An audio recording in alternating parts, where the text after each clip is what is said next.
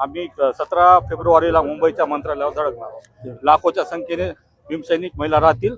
आता हजारोच्या संख्येने येतो. मुंबईपर्यंत जाताना लाखोच्या संख्येने सभा होणार. तर इतक्या दिवसामध्ये जर राज्य सरकार मानलंच नाही तर पुढे काय? मानलं नाही तर तिथंच बसणार आहेत आम्ही. मुंबईमध्ये धरणे धरू. इथं 32 दिवस बसलो, तिथं 32 महिने बसू. उठणार नाहीत. आम्हाला काय नाही, आम्ही मरायला तयार आहे संविधानासाठी. आमच्याजवळ न्याय भेटत नसेल, आमच्या एक भीमसैनिक महाराज असाल तर आमच्या सगळ्याला मारून टाका. ही माझी महाराष्ट्र राज्य शासनाला विनंती, मारून टाका आम्हाला पण आम्ही काय थांबणार नाही सर. तर आमची कोणतीही मागणी महाराष्ट्र सरकारने या ठिकाणी पूर्ण केली नाही. आणि केली नाही हे तर जाऊ द्याच, परंतु जी न्यायालयीन चौकशी त्या ठिकाणी गठीत करण्यात आलेली आहे त्या न्यायालयीन चौकशीवर आमचा आक्षेप आहे. कारण ही न्यायालयीन चौकशी RSSच्या एका व्यक्तीच्या नावाने ही संस्था चालत आहे. त्याच्यामुळे आम्हाला ही चौकशी समिती मान्य नाही. जोपर्यंत आम्ही नवीन समिती गठीत होणार नाही तोपर्यंत आमचा हा लॉंग मार्च या ठिकाणी सुरू राहणार आहे.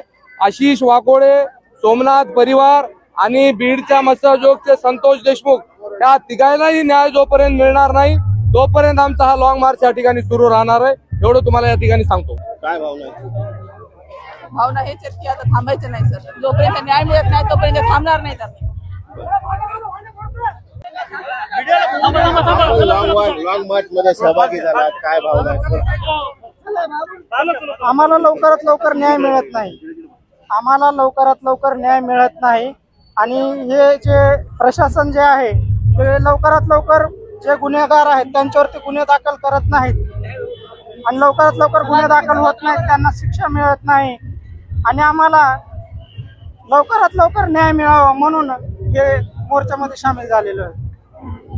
प्रशासनाने काय चर्चा केली तुमच्याकडे? कालही आलं होतं. प्रशासनाने काय नाही, ते आर्थिक मदत पाठवली होते, पण आम्हाला अगोदर न्याय पाहिजे. जोपर्यंत आम्हाला न्याय भेटत नाही तोपर्यंत आम्ही मदत स्वीकारू शकत नाही.